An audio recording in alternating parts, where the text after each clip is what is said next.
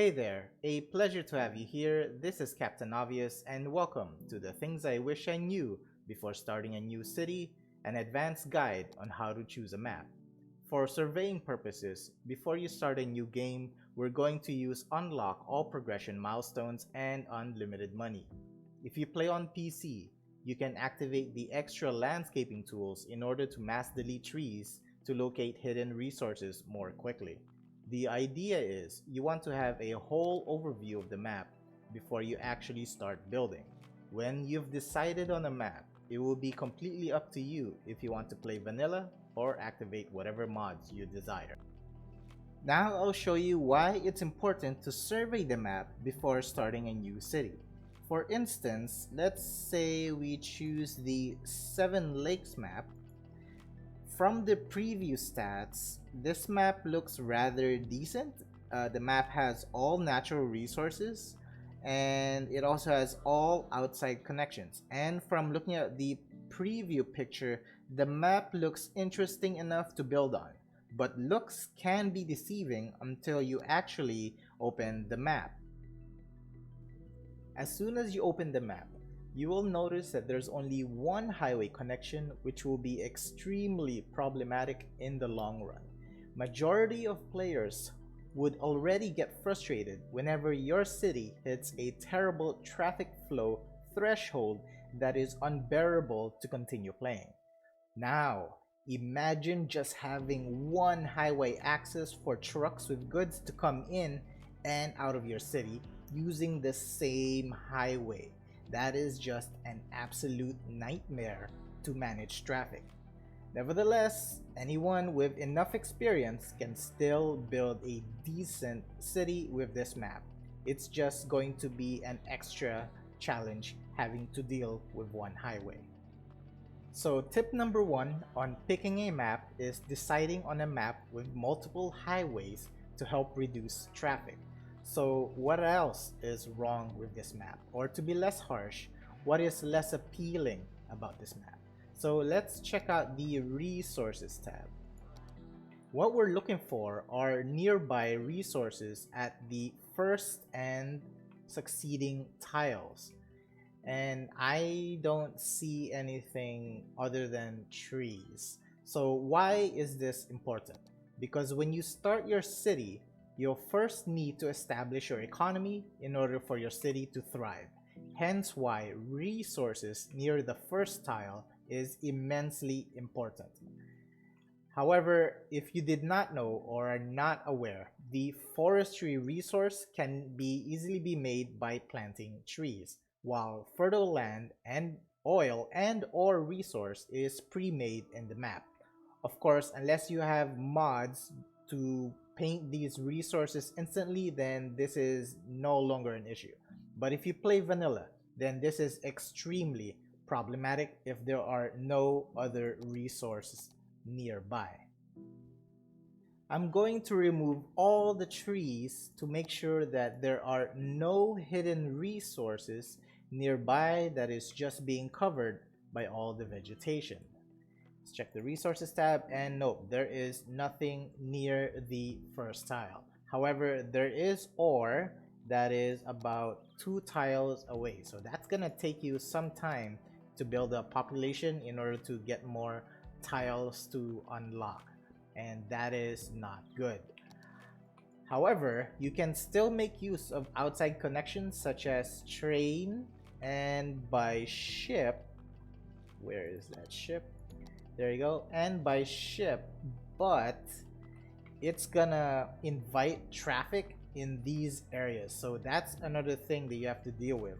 So having just one train line is not a good thing. Therefore, tip number 3 is to look for maps with multiple outside connection cargo resources such as by ship and train. This map only has this one train line. Overall, Seven Lakes is probably one of the most challenging maps to build on.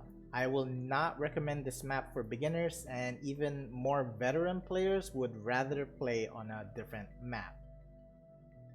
Now, let's take a look at a good map to build on. The Swamplands map from the Sunset Harbor DLC has all the natural resources and outside connection. And tip number 4 is to also consider the percentage of suitable area for building. The higher the percentage means a higher required population to reach the final milestone. In this case, for Swamplands map, the final milestone is at 85k population. And of course, knowing how much population you need to reach the final milestone is important because you'd want to know when you'll have access to the international airport, cargo airport hub, and metropolitan airport. And tip number 5 on choosing a map is to consider the base theme. In this case, the Swamplands map's base theme is Boreal. There are 4 types of base themes.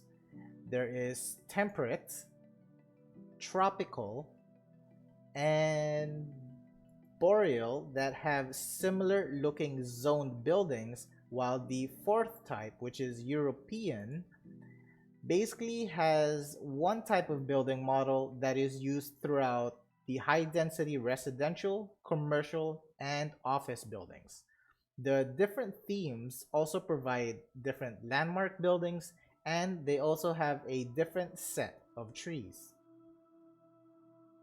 Let's dive into the Swamplands map and let's see why this map is ideal for building and provides a lot of replay value.